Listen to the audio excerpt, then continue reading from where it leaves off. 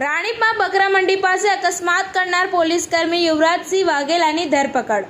L division traffic પોલીસે આરોપી police કોન્સ્ટેબલની ધરપકડ કરી। એક પોલીસકર્મી સહિત 3 લોકોને વેગેનાર કારથી અડફેટે લીધા હતા।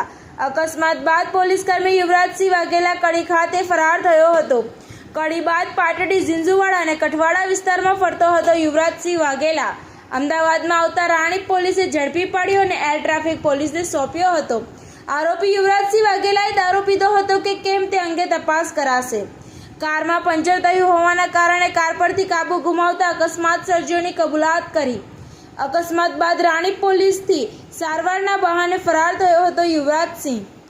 ન્યૂઝ ફોર ગુજરાત, શરીફ ગાંચી, અમદાવાદ। ગઈ તારીખ 31/5/2025 રોજ રાત્રે 10:30 વાગે એક વેગનાર ચાલકે રાણીપ બકરા મંડી ખાતે અકસ્માત કરેલો, જેનાની અંદર મોટરસાયકલ અને એક્ટિવાના ચાલક અને બીજા જે રાહદારી હતા એમને ઈજાઓ પહોંચાડી હતી। જેની તપાસ કરતા જે વેગનાર ગાડીનો ચાલક છે તે પોલીસ કર્મી હોવાનું જણાઈ આવેલ તપાસ દરમિયાન, અને એમના વિરુદ્ધમાં ફરિયાદ નોંધવામાં આવેલી। ફરિયાદી કાનજીભાઈ રત્નાભાઈ પરમાર નાવે ફરિયાદ આપતા પોલીસ કર્મી યુવરાજસિંહ જોરાવરસિંહ કે જે પોતે માધુપુરા પોલીસ સ્ટેશનમાં માધુપુરા પોલીસ સ્ટેશનની અંદર ફરજ બજાવે છે, તેમની વિરુદ્ધ ફરિયાદ દાખલ કરવામાં આવેલી હતી। સર, ધરપકડ કરવામાં આવી છે। પ્રાથમિક તપાસમાં શું સામે આવ્યું? ક્યાંથી આવતા હતા, ક્યાં જતા હતા, દારૂ પીધેલા હતા કે કેમ?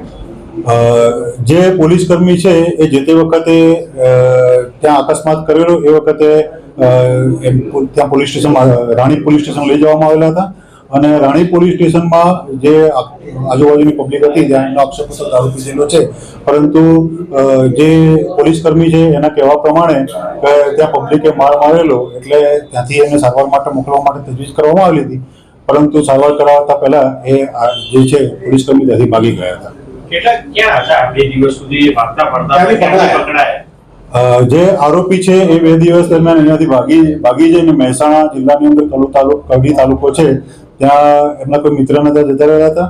ત્યાંથી સુરેન્દ્રનગર, પાટડી અને બીજે જગ્યાએ નાસ્તા ફરતા હતા। ત્યારબાદ રાણીપ પોલીસ સ્ટેશને ત્યાં આરોપી અમદાવાદ આવેલાની માહિતી મળતા રાણીપ પોલીસ સ્ટેશન દ્વારા એમને પકડવામાં આવેલો હતો અને એલ ટ્રાફિક પોલીસ સ્ટેશનની અંદર ગુનાના કામે અટક કરવા માટે હેન્ડઓવર કરવામાં આવ્યો। રાણીપ પોલીસે શું કામ આરોપીની ધરપકડ કરી? આરોપી જે છે એ નાસ્તો કરતો હતો, એમાં જુદી જુદી ટીમો તપાસ કરતી હતી। એલ પોલીસ સ્ટેશનની ટીમ પણ તપાસ કરતી હતી, રાણીપ પોલીસ સ્ટેશનની પણ ટીમ પણ તપાસ કરતી હતી, અને એમને માહિતી મળતા આરોપીને અટક કરવામાં આવી। અકસ્માત છે, બીજા કઈ ગુના દાખલ થયેલા? ના, હાલમાં તો બીજા કોઈ ધ્યાનમાં આવેલા નથી, તપાસ ચાલુ છે। કેટલા સમયથી પોલીસમાં ફરજ બજાવે છે? એ લગભગ છેલ્લા 7 વર્ષથી પોલીસ સ્ટેશનમાં ફરજ બજાવે છે।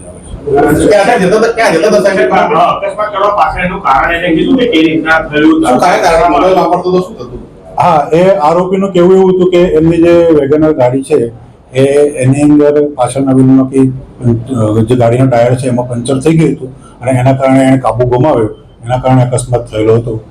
પરંતુ જે પ્રમાણે આક્ષેપો હતા કે આ જે પોલીસ કોન્સ્ટેબલ છે એ દારૂ પીધેલો હતો, એ બાબતે આરોપીને ધરપકડ કર્યા પછી એની મેડિકલ સારવાર પણ કરવામાં આવેલી છે, અને જો એમાં નશાકારક પીણાની અસર હેઠળ જો આરોપી પોતે ગાડી ડ્રાઇવિંગ કરતો હોવાનું જણાય આવશે તો એના માટે પણ અલગથી કલમોનો ઉમેરો કરવામાં આવશે અને તે મુજબ કાર્યવાહી કરવામાં આવશે। નશો કર્યો 2 દિવસ પછી બ્લડ સેમ્પલ લઈએ તો આવે ખરી કે એને નશો કર્યો છે કે? એટલે કેટલા પ્રમાણમાં એને નશો કરેલો છે એના ઉપર એની અસર રહેતી હોય છે, અને જે બ્લડનો ટેસ્ટ કરવામાં આવે એમાં આલ્કોહોલનું પ્રમાણ જે આવે એના ઉપરથી નક્કી થતું હોય છે કે અને આગળની ડ્રંક એન્ડ ડ્રાઇવિંગની કાર્યવાહી કરવી કે કેમ। સર, ક્યાં જતા હતા, ક્યાંથી આવતા હતા, એ વિશે શું કહેવું છે? એમનું કહેવું એવું છે કે રાણીપ પોલીસ સ્ટેશનના ત્યાં નજીક જ રહેતા હતા અને રાણીપ પોલીસ સ્ટેશન ભાગી ગયા હતા।